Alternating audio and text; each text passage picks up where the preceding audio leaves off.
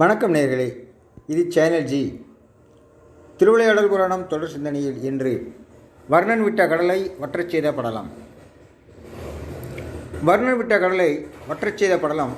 மதுரையின் மேல் வருணன் ஏவிய கடலை சொக்கநாதர் தன் முடி மீதுள்ள மேகங்களை கொண்டு உறிஞ்சி செய்து மதுரையை காப்பாற்றியதை கூறுவதாகும்.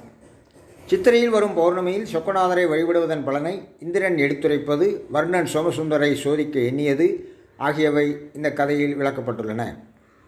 மதுரையை அழிக்க வந்த கடலினை சோமசுந்தரர் வற்றச் செய்தது, சொக்கநாதரின் பெருமைகள் முதலியவை பற்றியும் இப்படலம் எடுத்துரைக்கிறது. வர்ணன் விட்ட கடலை வற்றச் செய்த படலம் திருவிளையாடல் புராணத்தின் மதுரை காண்டத்தில் 18வது படலமாக அமைந்துள்ளது. இந்த படலத்தோடு மதுரை காண்டம் நிறைவு பெறுகிறது. இனி சிந்தனைக்கு போவோம். சொக்கநாதரின் கருணையினால் ஆட்சியில் அமர்ந்த அபிஷேக பாண்டியன் மதுரையை சீரும் சிறப்புமாக ஆண்டு வந்தான். அப்போது சித்திரை மாதம் சித்திரை நட்சத்திரத்தில் வரும் பௌர்ணமி என்று மதுரையில் கூடிக்கொண்டிருக்கும் சொக்கநாதரை போகத்தையும் வீடு வேற்றினையும் வழங்கும் வழிபாட்டினின் முறையினை நடத்தத் தொடங்கினான். இதனால் ஆண்டுதோறும் சித்திரை மாதம் சித்திரை நட்சத்திரத்தில் சொக்கநாதரை வழிபாடு நடத்தி வரும் தேவர்களின் தலைவனான இந்திரன் பாண்டியனின் வழிபாடு முடியும் வரை காத்திருக்கும் நிலை ஏற்பட்டது. இதனால் இந்திரன் பெரும் சோகத்தில் முகம்பாடி தன் இருப்பிடத்துக்கு திரும்பினான். இந்திரனின் இருப்பிடத்துக்கு வந்த வருணன் இந்திரனின் வாடிய முகத்தை கண்டான். பின் அவன் இந்திரனிடம், தேவர்களின் தலைவனே, உன்னுடைய முகம் வாடி இருப்பதற்கான காரணம் என்ன என்று கேட்டான். அதற்கு இந்திரன், மதுரையில் கோவில் கொண்டிருக்கும் சொக்கநாதரை நான் ஆண்டுதோறும் சித்திரை பௌர்ணமி என்று வழிபாடு நடத்துவேன். இந்த வருடம் அபிஷேக பாண்டியனின் வழிபாட்டால் நான் வழிபாடு நடத்த சற்று காலம் தாழ்ந்தது. சாதாரண மனிதனால் என்னுடைய வழிபாடு காலம் தாழ்ந்தது.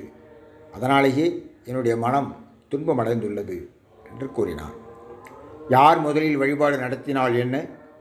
முதலாக வழிபாடு செய்வதற்கு அந்த சொக்கநாதர் என்ன அவ்வளவு சக்தி வாய்ந்தவரா என்று கேள்வி கேட்டார். அதற்கு இந்திரன், என்னுடைய பழியையும் வெள்ளை யானையும் சாபத்தையும் இறைவனான சொக்கநாதர் நீக்கினார். மேலும் சித்திரை மாதம் சித்திரை நட்சத்திரத்தில் சொக்கநாதரை வழிபாடு நடத்தினால் ஆண்டுதோறும் வழிபட்ட பலன் கிடைக்கும். தங்களின் துன்பங்கள் நீங்க பெறுவர். இந்த செய்தி உனக்கு தெரியாதா என்று கேட்டான். அதற்கு கடல்களின் அரசனான வருணன், தேவலோகத்தில் இருக்கும் மருத்துவர்களாலும் தீர்க்க முடியாத எனக்கு ஏற்பட்டிருக்கும் தீராத வயிற்று வலியை சொக்கநாதர் தீர்த்து வைப்பாரா என்று கேட்டான். மக்களின் பிறவியாகிய பெருங்கடலை தீர்த்து வைக்கும் சொக்கநாதர் உன்னுடைய வயிற்று வலியை கட்டாயம் தீர்த்து வைப்பார். நீ இறைவனின் திருவிளையாடலை இப்போதை சோதிப்பாயாக என்று கூறினான்.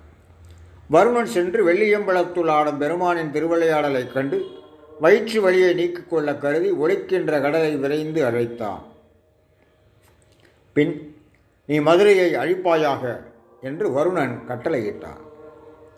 வருணனின் ஆணையை ஏற்ற கடலானது பொங்கி மேலே எழுந்து மதுரையை அழிக்க வந்தது. கடல் பொங்கி வருவதை அறிந்த மதுரை மக்கள் மற்றும் அபிஷேக பாண்டியன் சொக்கநாதரை சரணடைந்தனர். சொக்கநாதரிடம் அபிஷேக பாண்டியன், பொங்கி வரும் மதுரையை அழிக்க வரும் கடலிலிருந்து எங்களை விரைந்து காப்பாற்றுங்கள் இறைவா, இறைவா என்று கதறி அழுதான். அபிஷேக பாண்டியன் மற்றும் மதுரை மக்களின் வேண்டுதலை சொக்கநாதர் ஏற்றுக்கொண்டார்.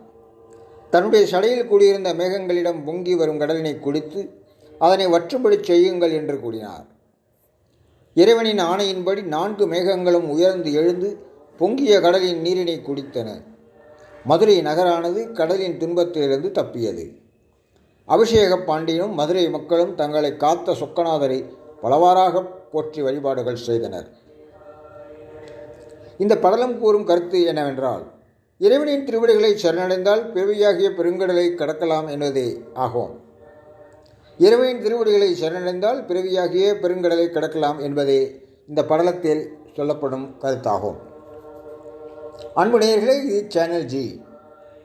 உங்களுக்காக திருவிளையாடல் தொடர் சிந்தனையில் நாளை இன்னொரு படலத்தை சிந்திக்க எடுத்துக்கொள்வோம்.